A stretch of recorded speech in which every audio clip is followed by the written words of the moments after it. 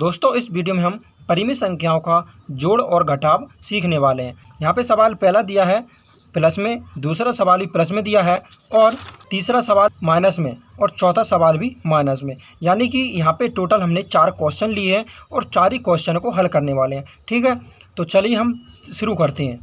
तो देखिए दोस्तों, इस प्रकार के सवालों को करने के लिए सबसे पहले हमें बेसिक का होना ज़रूरी है, तभी हम इसको हल कर पाएंगे।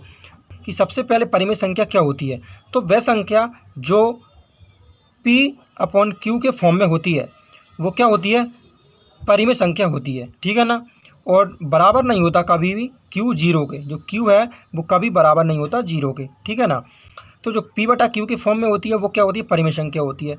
जैसे कि मैं आपसे कहूँ 2/3, जो क्या है, एक परिमित संख्या। जो परिमित संख्या रहती है उसके जो ऊपर का भाग रहता है उसे हम क्या बोलते हैं, उसे हम बोलते हैं अंश, और जो नीचे का भाग रहता है इसे हम बोलते हैं हर। ठीक है ना, जो ऊपर रहेगी वो क्या बोलेंगे, अंश बोलेंगे, जो नीचे है उसे क्या बोलेंगे, हम हर बोलेंगे। परिमित संख्या कितनी प्रकार की होती हैं, 4 प्रकार की होती हैं। ये 4 प्रकार मैंने यहाँ पे ले लिया। पहला होती है जिसमें कुछ नहीं होता, ना तो माइनस होता ना ही प्लस होता है। जब भी कोई भी चिन्ह ना दिया तो कौन सी संख्या कहलाती है, प्लस में।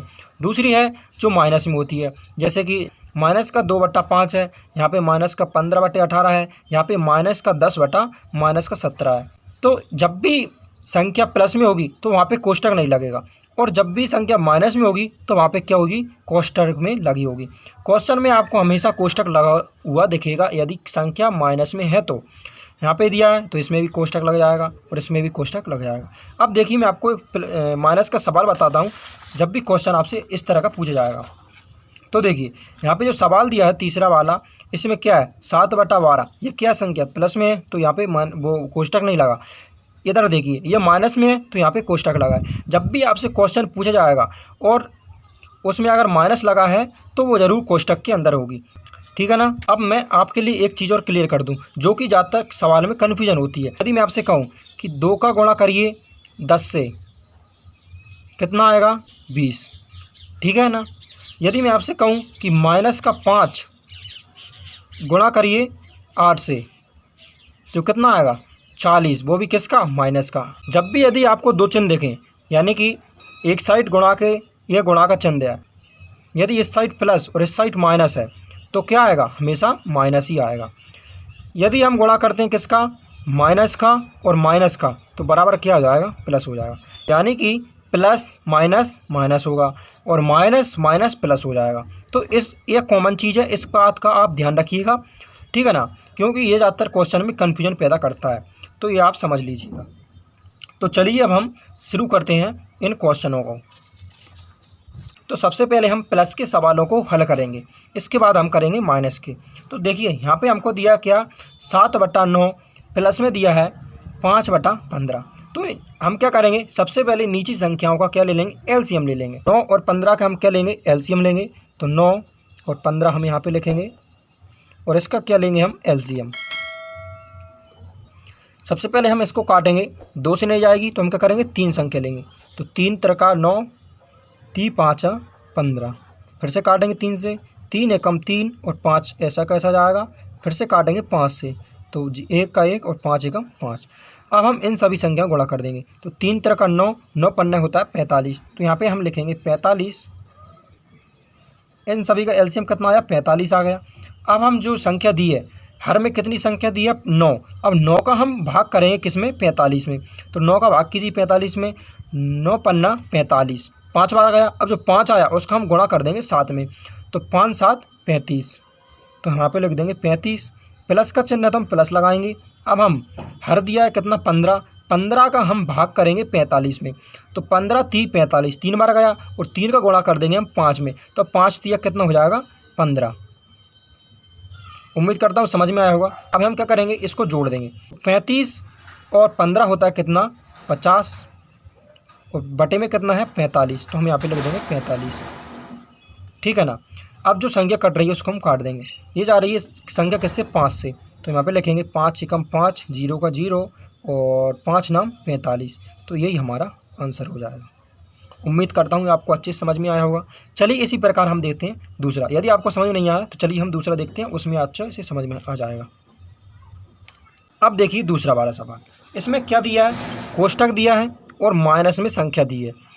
तो इसको क्वेश्चन को आप ध्यान से देखिए, यदि इस प्रकार के सवालों को आप हल करना सीख गए ना तो किसी प्रकार के सवालों को हल कर पाओगे। तो चलिए हम इसको हल करते हैं। सबसे पहले क्या दिया है नीचे 6/12 प्लस माइनस का 8/18 कोष्टक में। अब क्या करेंगे, सबसे पहले हम इन दोनों संख्याओं का एलसीएम ले लेंगे। तो एलसीएम देखिए लेते हैं कैसे हैं। तो 12 और 18 अभी मैंने आपको बताया, यहाँ पे 12 और 18 का एलसीएम लेंगे अपन। 12 और 18 इसका एलसीएम लेंगे हम। सबसे पहले इसको हम काटेंगे 2 से। 2 छक्के 12, 2 नाम 18। फिर से 2 से काटेंगे, 2 3 6 और 9 का 9 आ जाएगा। अब ये 2 से नहीं जाएगा, किससे जाएगा, 3 से। तो 3 एकम 3, 3 त्रिका 9। फिर से जाएगा 1 3 से, तो 1 का 1, 3 एकम 3। इन सभी संख्याओं गुणा कर देंगे। 2 दूनी 4, 4 तिया 12, 12 ती 36। इनका गुणा करेंगे तो कितना आएगा, 36 एलसीएम आ जाएगा। तो यहाँ पे लिख देंगे हम 36। अब हम क्या करेंगे कि जो संख्या दी है हर में उसका हम भाग करेंगे 36 में। तो 12 ती 36 3 बार गया और 3 का गुणा कर देंगे हम 6 में। तो 6 ती 18। तो यहाँ पे हम लिख देंगे 18, ठीक है ना। प्लस का चिन्ह है तो हम प्लस लगाएंगे। अब जो 18 का भाग देंगे हम 36 में, कितनी बार जाएगा, 2 बार। 18 दूनी 36, 2 बार गया। अब 2 का गुणा कर देंगे हम 8 में, तो 8 दूनी 16। तो यहाँ पे हम लिख देंगे 16। लेकिन जो संख्या किस में है, माइनस में, तो हम यहाँ पे माइनस लगाएंगे। और जब भी माइनस प्लस आता है साथ में तो क्या करते हैं, कोष्टक वाली संख्या तो उसको हम कोष्टक में लिख देते हैं। तो यहाँ पे हमने कोष्टक में लिख दिया। अब देखिए मैंने अभी आपको समझाया था कि माइनस और प्लस आए तो क्या होता है, हमेशा माइनस होता है। तो यहाँ पे हम लिखेंगे 18 माइनस प्लस क्या होती है, माइनस होती है। 16 का हम 16 लिख देंगे। बटा में 36 है तो 36 का 36 लिख देंगे। 18 में 16 जाएगा तो कितना बचेगा, 18 में 16 जाएगा 2 बचेगा। और 36 है तो हम 36 का ऐसे करके लिख देंगे। इसको हम काट देंगे, 2 एकम 2 और 2 एकम 2, 2 अट्ठे 16। तो यही इसका आंसर आ जाएगा। इस एक की जगह पर आप नहीं लिखना चाहें तो नहीं भी लिख सकते हैं। इसका जो 18 है यही इसका आंसर हो जाएगा। तो उम्मीद करता हूँ प्लस वाले सवाल आपको अच्छे से समझ में आए होंगे। चलिए अब हम शुरू करते हैं माइनस वाले सवालों को किस प्रकार हल किया जाता है। तो देखिए हमने यहाँ पे माइनस का सवाल लिया है 7/12, माइनस का चिन्ह है 6/18। क्या करेंगे हम, 12 और 18 का हम क्या लेंगे, एलसीएम लेंगे, जो कि अभी मैंने फिलहाल में लिया। तो कितना इसका आंसर आया था, 36 एलसीएम आया था, जो कि पिछले क्वेश्चन में हमने यही संख्या थी, उसका एलसीएम लिया था, कितना आया था 36। ठीक है, अब हम 12 का भाग करेंगे 36 में, कितनी बार जाएगा, 12 तिया 36, 3 बार गया। 3 का गुणा कर देंगे हम 7 में, तो 7 तिया होता है कितना, 21। तो यहाँ पे लिख देंगे 21। माइनस का चिन्ह है तो माइनस लगाएंगे। हम क्या करेंगे कि 18 है, 18 का भाग करेंगे 36 में, कितनी बार जाएगा, 18 दूँगा 36, 2 बार गया। अब हम 2 का गुणा कर देंगे किस में, 6 में, तो 6 दूनी कितना होता है 12। यहाँ पे हम 12 लिख देंगे। अब क्या ये माइनस में है तो हम माइनस आगे लगाएंगे। अब ये कोष्टक है तो कोष्टक भी बंद कर देंगे, ठीक है ना।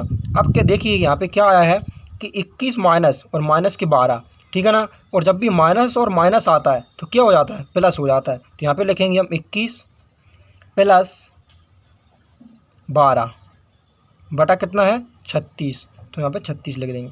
अब हम इन सभी दोनों को जोड़ देंगे, तो 21 और 12 होता है 33 और बटा में कितना है 36। तो हम यहाँ पे लिख देंगे 36। अब हम इसको काटते हैं। देखिए 3 एकम 3, 3 एकम 3 बटा 3 एकम 3, 3 दूनी 6। यही हमारा क्या हो गया, आंसर हो गया, ठीक है ना। तो उम्मीद करता हूँ ये भी आपको अच्छे से समझ में आया होगा। चलिए हम इसी प्रकार देखते हैं लास्ट वाला सवाल। यहाँ पे क्या दिया है, यहाँ पे दिया है हमको 5/4 माइनस का 4 और माइनस का 6। देखिए इसमें हमको दोनों साइड माइनस दिया है और ऊपर नीचे माइनस दिया है। तो इसको आप ध्यान से देखिए किस प्रकार हम इसको हल करते हैं कि जब भी संख्या दोनों साइड माइनस में दिया हो, जब भी संख्या ऊपर और नीचे अंश और हर में दोनों में माइनस में हो तो क्या हो जाती है, वो कट जाती है। जैसे कि यहाँ से माइनस चला जाएगा, ठीक है ना। और जो संख्या अंश में ना देकर हर में माइनस दी जाती है कि उसको बदल देते हैं। यहाँ पे क्या थी कि 5/4 था माइनस में, तो जो माइनस है वो ऊपर पहुँच जाएगा। तो जब भी माइनस में ऊपर पहुँचेगा तो क्या आ जाएगा, माइनस का 5/4 हो जाएगा। कोष्टक बंद है तो हम कोष्टक बंद कर देंगे। प्लस का माइनस का चिन्ह है तो माइनस लगा देंगे। अब जो माइनस से माइनस कट गई तो क्या बचा, 4/6 बचा। कोष्टक है तो हम कोष्टक लगा देंगे। तो उम्मीद करता हूँ समझ में आया होगा कि जब भी हमको संख्या दी रहती है, जो हर में दिया है क्या माइनस, तो हमको उसको ट्रांसफ़र कर देंगे ऊपर वाली संख्या में। तो हमने ऊपर कर दिया, माइनस का चिन्ह था तो हमने माइनस लगा दिया। अब यहाँ पे क्या दिया है कि दोनों में माइनस दिया है, तो हम क्या करेंगे, माइनस से माइनस काट देंगे तो क्या बचेगा, 4/6। तो ये आ गया। हम से फिर से बराबर लगाएंगे। अब हम इन दोनों का एलसीएम लेंगे। तो 4 का और 6 का एलसीएम लेते हैं। तो यहाँ पे लिखेंगे 4 और 6, इनका एलसीएम लेके देखते हैं। ये आएगी पहले 2 से, 2 दूना 4 और 2 तिया 6। फिर से काटेंगे 2 से, 2 एकम 2 और 3 का 3, ऐसा कैसा। फिर से काटेंगे 3 से, 3 एकम 3, ठीक है ना। कितना आया, 3 दूनी 6, 6 दूनी 12। इसका एलसीएम कितना आया, इसका एलसीएम आया 12। यहाँ पे 12 लिखेंगे। अब हम 4 का भाग करेंगे 12 में, कितनी बार जाता है, 4 दूनी 8, 4 तिया 12, 3 बार गया।